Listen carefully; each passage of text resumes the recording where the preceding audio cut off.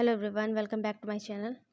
आज की वीडियो में हम देखेंगे होम मैनेजमेंट से रिलेटेड कुछ इम्पॉर्टेंट टॉपिक और उसी के बारे में हम डिस्कस करेंगे। होम मैनेजमेंट की परिभाषा देखेंगे, सिद्धांत देखेंगे, बजट के प्रकार देखेंगे, कैसे आपको सेविंग करनी है, आय व्यय में कैसे संतुलन व्यवस्थित करना होता है, गृहिणी के क्या क्या कार्य होते हैं, ये सारी चीज़ों को इसमें हम कवर करेंगे। और ये टॉपिक इम्पॉर्टेंट है सभी एग्ज़ाम के लिए, TGT, PGT, net, home science. तो चलिए वीडियो स्टार्ट करते हैं। उसके पहले अगर आप मेरे चैनल पर नए हैं तो ऐसे ही तैयारी करने के लिए चैनल को ज़रूर सब्सक्राइब करें, वीडियो को लाइक करें, कमेंट करें। तो चलिए स्टार्ट करते हैं। तो चलिए स्टार्ट करते हैं आज का टॉपिक, गृह प्रबंध यानी कि होम मैनेजमेंट। गृह प्रबंध पारिवारिक जीवन का प्रशासनात्मक पक्ष है। उसमें परिवार के आर्थिक, सामाजिक, मनोवैज्ञानिक, शारीरिक, आध्यात्मिक तथा शिल्प विज्ञान संबंधी पारिवारिक जीवन से संबंधित ज्ञान एवं वैज्ञानिक खोजों के निष्कर्ष को प्रयुक्त किया जाता है। ठीक है। इसमें जो है ना आर्थिक, सामाजिक, मनोवैज्ञानिक, शारीरिक सभी पक्ष होते हैं। जैसे कि आप जानते हैं कि गृह प्रबंध में हमें ये भी देखना होता है कि कैसे आप घर के खर्चों को चलाएंगी, सामाजिक रूप से आप कैसे उन्नति कर रहे हैं, आसपास के आपके संबंध कैसे हैं, मनोवैज्ञानिक मतलब मनोवैज्ञानिक तरीके से घर के जो बच्चे हैं या आपके जो फैमिली के मेंबर हैं या खुद आपका कैसे डेवलपमेंट हो रहा है, मनोवैज्ञानिक तरीके से शारीरिक विकास कैसा हो रहा है, आध्यात्मिक यानी कि स्पिरिचुअल कैसा विकास है या स्पिरिचुअलिटी आपके अंदर कितनी है, आपके बच्चों के अंदर कितनी है, ये सारी चीज़ें होम मैनेजमेंट के अंदर आ जाती हैं। क्योंकि जब भी हम गृह विज्ञान पढ़ते हैं तो गृह विज्ञान में मीन्स जो भी लेडी होती है उसे हर चीज़ को देखना होता है, चाहे वो बच्चों की पढ़ाई, चाहे वो घर के खर्चे, चाहे वो घर के काम, चाहे वो कुकिंग, तो ईच एंड एवरीथिंग इसी से रिलेटेड होती है। इसमें वास्तविक परिस्थितियों का सामना करने, समस्या को सुलझाने तथा पारस्परिक दुखों को कम करने में सहायता देने का कार्य किया जाता है। जैसे कि हम लोगों को सारी सिचुएशन डील करनी होती है, कभी बच्चे के साथ परेशानी है, कभी हस्बैंड के साथ, कभी पेरेंट्स के साथ, उन सारी चीज़ों को देख करके, समझ करके सिचुएशन को संभालना पड़ता है और उसका कोई ना कोई सल्यूशन निकालना पड़ता है। ठीक है। गुड जॉनसन ने परिभाषा दी है कि गृह व्यवस्था समस्त देशों में अत्यधिक सामान्य व्यवस्था है जिसमें अधिकांश व्यक्ति कार्यरत है तथा अधिकांशतः धन का उपयोग किया जाता है। यह व्यक्तियों के स्वास्थ्य की दृष्टि से अत्यधिक महत्वपूर्ण है। तो ये गुड जॉनसन के शब्दों में जो डेफिनेशन है वो ये आप लोग लिख लीजिएगा, याद कर लीजिएगा। डेफिनेशन इंपॉर्टेंट है तो इसलिए ये मैं आपको बता रही हूँ। इससे रिलेटेड डेफिनेशंस पूछी जाती है, पूछा जाता है किसने लिखा है या किन के शब्द हैं ये। गृह व्यवस्था परिवार के लक्ष्यों को प्राप्त करने के उद्देश्य से परिवार के स्रोतों या साधनों के प्रयोग हेतु किया गया आयोजन, संगठन, नियंत्रण एवं मूल्यांकन है। बहुत इंपॉर्टेंट है, ये नोट कर लीजिएगा कि जो गृह व्यवस्था है वो परिवार के स्रोतों या साधनों के प्रयोग हेतु आयोजन, संगठन, नियंत्रण एवं मूल्यांकन है। ठीक है। ग्रॉस एवं क्रेडल के शब्दों में क्या है, गृह प्रबंध निर्णयों की ऐसी श्रृंखला है जो पारिवारिक लक्ष्यों की प्राप्ति के लिए पारिवारिक साधनों के प्रयोग की प्रक्रिया बताता है। इसमें न्यूनाधिक 3 क्रमिक चरण है। कौन कौन से हैं देखते हैं। आयोजन, योजना को क्रियान्वित करते समय विभिन्न तत्वों पर नियंत्रण, चाहे कार्य स्वयं निष्पादित किया हो गया हो अथवा दूसरों द्वारा। भावी योजना के पूर्व निष्पादित कार्यों का मूल्यांकन। ठीक है। गृहिणी अपने घर की स्वामिनी, बच्चों जो गृहिणी होती है वो अपने घर की स्वामिनी यानी कि लीडर कह लीजिए या मुख्य कर्ता धर्ता कह लीजिए, बच्चों की माता, शिक्षिका, क्योंकि शिक्षिका पहले वही होती है बच्चों की, पति की सहयोगिनी मतलब पति की सहयोगिनी हर चीज़ में हेल्प करना, कोऑपरेट करना। जो अगर घर से हस्बैंड को कोई भी प्रॉब्लम आ रही है तो उस पर डिस्कशन करना। घर की कुशल व्यवस्था परिवार की सुख समृद्धि संपन्नता, यहाँ तक कि घर का अस्तित्व ही उस पर निर्भर करता है। गृहिणी गृह की संचालिका एवं निर्देशिका होती है। ये भी ध्यान रखिएगा कि ऐसे आता है क्वेश्चन कि गृहिणी बेसिकली क्या होती है, तो संचालिका एवं निर्देशिका होती। कुशल एवं विवेकशील गृहिणी अपने परिवार का रहन सहन एवं जीवन स्तर ऊंचा करती है या करने में मदद करती है। ठीक है। अब हम देखेंगे गृह व्यवस्था के सिद्धांत, प्रिंसिपल ऑफ होम अरेंजमेंट देखते हैं। गृह संबंधी उत्तरदायित्व को निभाने के लिए गृह व्यवस्था के सिद्धांत निम्नलिखित हैं। ठीक है। मूलभूत आवश्यकताओं की पूर्ति। परिवार के सदस्यों की कुछ मूलभूत आवश्यकताएं होती। ऐसी आवश्यकताओं में निम्नलिखित 4 आवश्यकताओं का प्रमुख स्थान है। तो सबसे पहले हमें ध्यान देना है कि मूलभूत कितनी आवश्यकताएं कितनी होती हैं। तो वैसे तो बहुत सारी होती हैं, लेकिन कुछ उसमें प्रमुख हैं जो 4 हैं, देखते हैं। भोजन, वस्त्र और मकान, ठीक है। और लास्ट में क्या होगा? भोजन, वस्त्र, मकान और घर में पर्याप्त कार्य करने के पश्चात जो आराम करने के लिए जगह होनी चाहिए या ऐसी सुविधाएं होनी चाहिए जो हमें थोड़ा आराम प्रदान करें। तो ये तो इतनी इम्पोर्टेंट नहीं है, बट ये चीज़ें मस्ट हैं, यानी कि भोजन, वस्त्र और मकान। तो देखते हैं। भोजन, परिवार के प्रत्येक सदस्य को उसकी आयु, लिंग एवं शारीरिक आवश्यकता के अनुसार संतुलित भोजन मिलना चाहिए, ठीक है। वस्त्रों मतलब जितना भी जिस व्यक्ति की जितनी बॉडी की नीड होती है उतना भोजन ज़रूर मिलना चाहिए और वो संतुलित मात्रा में होना चाहिए, तभी जो शरीर है वो ग्रोथ करता है। अदरवाइज उसे संतुलित आहार नहीं मिलता तो उसमें कुपोषण या इत्यादि बीमारियां हो जाती हैं। इसीलिए जब हमने संतुलित आहार पढ़ा था तो हमें ये पढ़ा था कि जब भी जिस व्यक्ति की जितनी आयु है उसके अकॉर्डिंग उसको भोजन नहीं मिलेगा या मिलना चाहिए। अगर नहीं मिलता है तो उसमें कौन कौन सी डिसीज़ हो जाती हैं, उसे कौन सा आहार को संतुलित आहार कहते हैं और कौन से आहार को असंतुलित आहार कहते हैं। ये सब संतुलित आहार के चैप्टर में हम लोगों ने पढ़ा है। वस्त्र, उचित वस्त्रों के प्रबंधन के लिए गृहिणी को वस्त्र खरीदने की कला का ज्ञान होना चाहिए। आवश्यक वस्त्र काटने एवं सिलने का भी ज्ञान होना चाहिए। वस्त्रों की धुलाई, रंगाई एवं मरम्मत का ज्ञान तथा वस्त्रों को संभाल कर रखने का ज्ञान होना चाहिए, ठीक है। क्यों होना चाहिए? क्योंकि जैसे बच्चे हैं घर में छोटे, कभी उनके कोई वस्त्र फट गए, कट गए, तो स्त्री जो लेडीज़ होती हैं या घर की जो मुख्य स्त्री होती है उसे हर चीज़ का ध्यान रखना पड़ता है।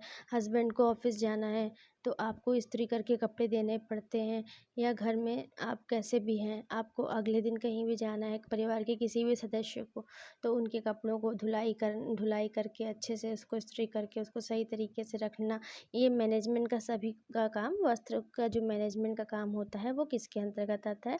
वो भी जो स्त्री है या घर की मेन लेडीज़ है उसी को देखना पड़ता है। तो ये इस चीज़ की अगर आप समझ नहीं होगी तो ये काम जब अच्छे से नहीं होगा तो घर या कह लीजिए आपके जो कपड़े हैं या घर है कोई भी व्यवस्थित नहीं लगेगा। मकान आगे है।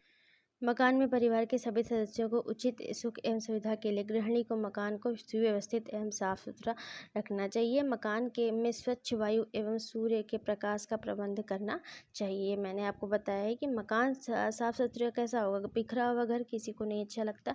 गृहिणी का मेन ये कार्य होता है कि वो घर को साफ सुथरा रखेगा। घर को साफ सुथरा रखने से उसमें बीमारियाँ भी नहीं होंगी, वेंटिलेशन अच्छा होगा और जब कोई आएगा तो उसे भी अच्छा होगा, फील होगा, और जो घर में रहने वाले सदस्य होंगे उनके लिए भी अच्छा रहेगा।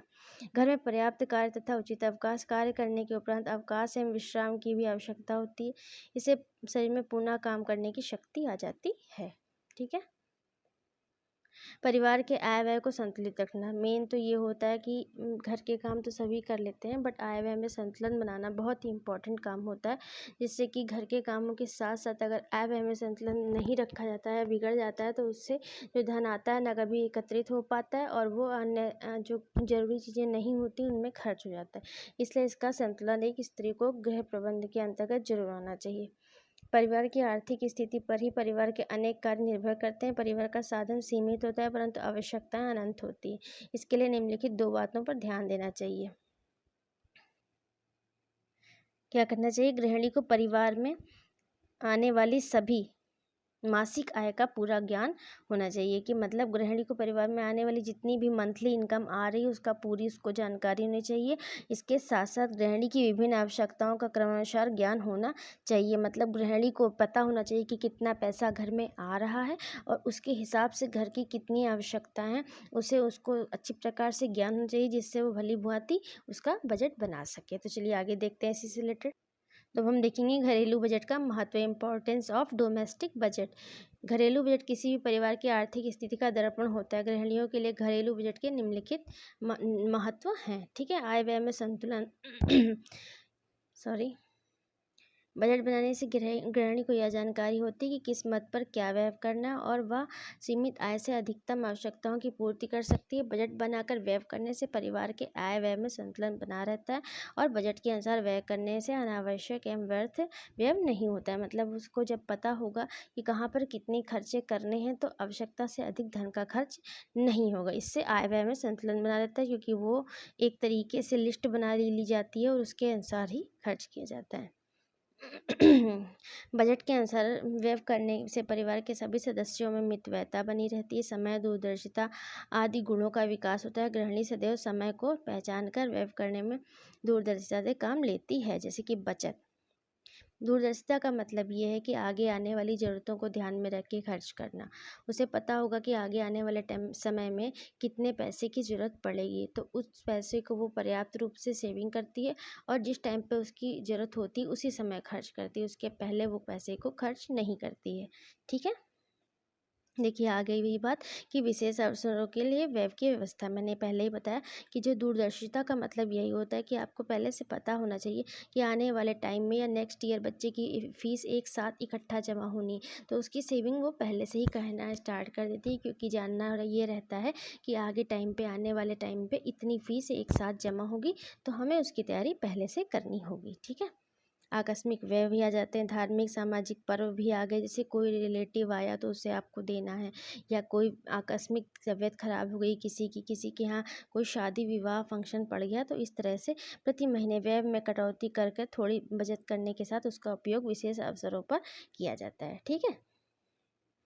आय व्यय का वर्तमान तथा भविष्य की आवश्यकताओं पर संतुलन विभाजन। बजट बनाकर व्यय करने से वर्तमान आवश्यकताओं की पूर्ति होती है और साथ ही साथ भविष्य के लिए प्रोडक्टिव फंड, जीवन बीमा, CDT आदि में निवेश किया जाता है। ये सब भी बहुत ज़्यादा ज़रूरी चीज़ें हैं कि आज आप खर्च कर रहे हैं, अपने खर्चों को आपने डिवाइड कर लिया। उसके बाद जो थोड़ा सेविंग भी बहुत हर महीना ज़रूरी होती है।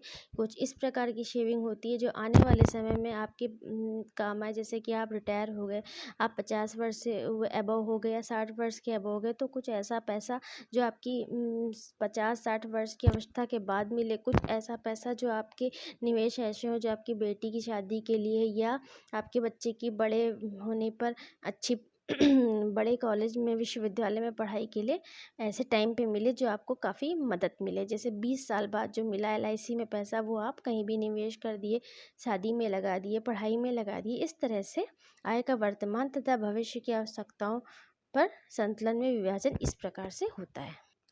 प्रतिस्थापन के नियम का प्रयोग। बजट में गृहिणी सर्वप्रथम अधिक उपयोगी वस्तुओं पर व्यय करती है, कम उपयोगी वस्तुओं का स्थान बाद में रहता है।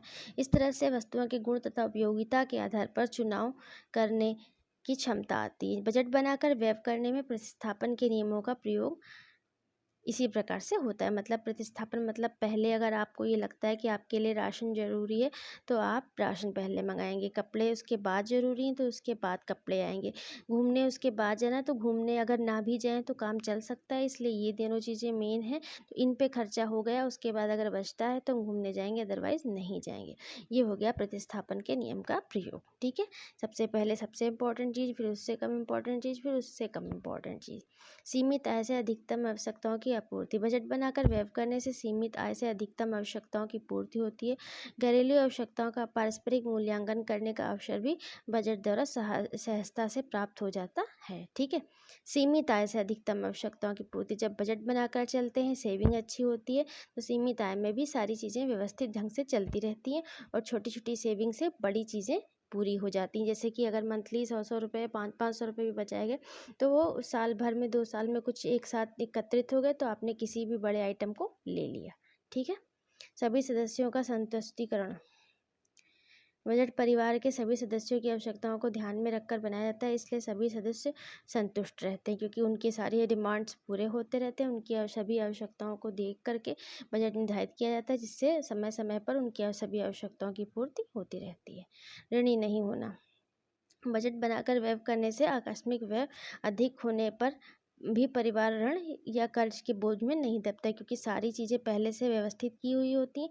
तो कहीं पर भी एकदम से आपका पैसा लगता है तो आप डिसबैलेंस नहीं होते हैं, क्योंकि ये सारी चीज़ें मैं दिमाग में रख करके ही बजट बनाया जा सकता है कि आगे भी एकदम से कोई भी खर्चे आ सकते हैं, एकदम से भी कहीं भी व्यय करना पड़ सकता है। तो इस अकॉर्डिंग बजट निर्धारित किया जाता है। आई होप आपको इस वीडियो में गृह प्रबंध और बजट के प्रकार और उसको कैसे व्यवस्थित करना है बहुत अच्छी तरीके से समझ में आ गया होगा। तो वीडियो को लाइक करिएगा, चैनल को ज़रूर सब्सक्राइब करिएगा ऐसी तैयारी करने के लिए, उससे मत भूलिएगा। इससे मुझे बहुत अच्छा लगता है और मुझे मोटिवेशन मिलती है आगे की वीडियो बनाने के लिए। कमेंट करिएगा और पढ़ाई करते रहिए। मिलते हैं नेक्स्ट वीडियो में।